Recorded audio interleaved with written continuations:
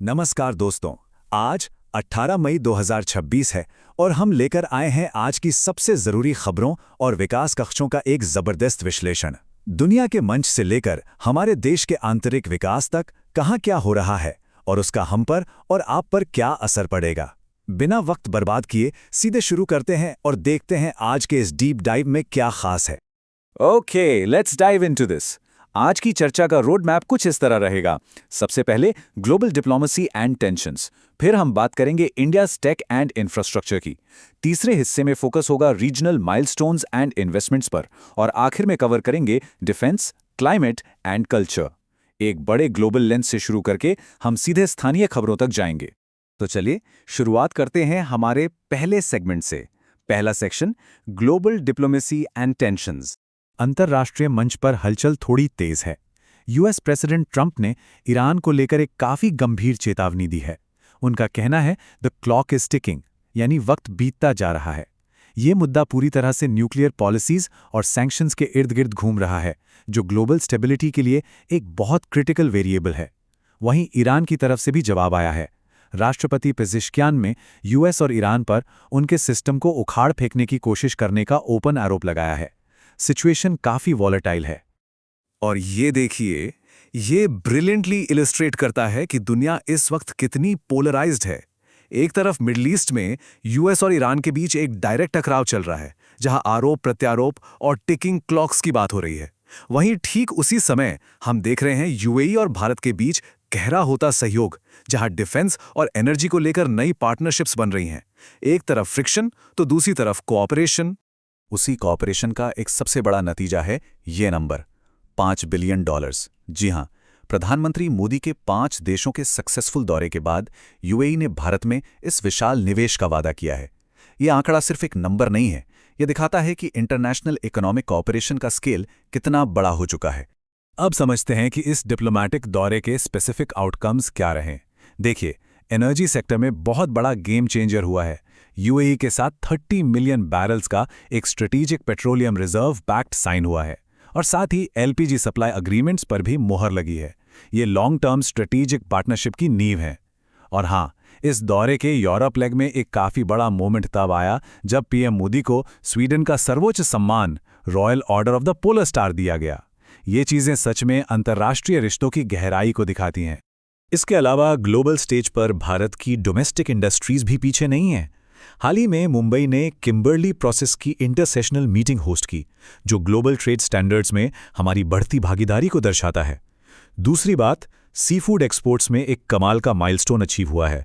Financial year 2026 के लिए European union हमारा तीसरा सबसे बड़ा मार्केट बनकर उभरा है। ये साफ दिखाता है कि हमारे लोकल प्रोडक्ट्स ग्लोबल मार्केट्स को कितनी तेजी से कैप्चर कर रहे हैं। चलिए, अब ग्लोबल स्टेज से वापस अपने देश की तरफ आते हैं। हमारा दूसरा सेक्शन है India's tech and infrastructure. 20,667 crore रुपए, ये नंबर जरा ध्यान से देखिए। कैबिनेट ने गुजरात में Ahmedabad Dholera semi high speed rail project को इस मैसिव बजट के साथ मंजूरी दे दी है। तो पुट दैट इनटू पर्सपेक्टिव, ये सिर्फ एक रेल प्रोजेक्ट नहीं है, ये हमारे ट्रांसपोर्ट इकोसिस्टम को ग्लोबली कॉम्पिटिटिव बनाने का एक बहुत बड़ा कदम है। और मॉडर्नाइजेशन का ये पुश सिर्फ हाई स्पीड रेल तक लिमिटेड नहीं है। अगर हम फिजिकल और डिजिटल दोनों फ्रंट पर देखें तो तेजी साफ दिखती है। जैसे नागपुर इंटरनेशनल एयरपोर्ट को पब्लिक प्राइवेट पार्टनरशिप यानी पीपीपी मॉडल के जरिए मॉडर्नाइज किया जा रहा है, और दूसरी तरफ डिजिटल सिक्योरिटी की दुनिया में भारत ने एक लंबा जंप लिया है। 2026 से 2028 तक के लिए भारत ने आईटी सिक्योरिटी स्टैंडर्ड्स तय करने वाले कॉमन क्राइटेरिया डेवलपमेंट बोर्ड यानी सीसीडीबी की अध्यक्षता संभाल ली है। फिजिकल ग्रोथ और डिजिटल लीडरशिप दोनों एक साथ। अब इसे आगे बढ़ते हुए विश्लेषण को हम एक लेवल और नीचे ले जाते हैं। तीसरा section, regional milestones and investments. यहां सबसे दिलचस्प बात यह है कि देश का विकास किसी एक स्टेट में कॉन्सेंट्रेटेड नहीं है, ये पूरी तरह डिसेंट्रलाइज्ड है। जैसे त्रिपुरा को ही ले लीजिए, ये देश का पहला राज्य बन गया है जिसने ईज ऑफ डूइंग बिजनेस के लिए फेज 1 और 2 के सारे डीरेगुलेशन रिफॉर्म्स कंप्लीट कर लिए हैं। वहीं राजस्थान में देश का पहला एसएमई लेड सेमीकंडक्टर प्लांट शुरू हो गया है। और बिहार की बात करें तो अडानी ग्रुप ने वहां इंफ्रास्ट्रक्चर और पावर सेक्टर में 50 से 60 हजार करोड़ रुपए के निवेश का वादा किया है। ये अलग अलग स्टेट्स की अपनी नई सक्सेस स्टोरीज हैं। So the crucial point here, is semiconductor manufacturing, जिसमें एक टेक्निकल टर्म बहुत चर्चा में है, AMTMP या OSAT। इसका सीधा सा मतलब है assembly, testing, marking and packaging या outsourced semiconductor assembly and test. आसान शब्दों में कहें तो माइक्रोचिप बनने के आखिरी और सबसे जरूरी बैकएंड स्टेप्स होते हैं ये, जिसके बिना चिप तैयार नहीं होती। और अभी जो हमने राजस्थान की बात की, वहीं अलवर के भिवाड़ी में सहस्रा सेमीकंडक्टर्स ने इसी AMTMP फैसिलिटी को शुरू किया है। एक बहुत बहुत क्रिटिकल स्टेप। और अब हम पहुंच गए हैं अपने आखिरी और बेहद दिलचस्प पड़ाव पर, चौथा section, defence, climate and culture. यहाँ रक्षा क्षेत्र में एक कमाल का डुअल अप्रोच देखने को मिल रहा है। एक तरफ आंतरिक मजबूती के लिए इंडियन आर्मी और नेवी ने आपस में कोऑपरेशन बढ़ाने के लिए एक MOA साइन किया है। ये डोमेस्टिक सिनर्जी का एक बेहतरीन एग्जाम्पल है।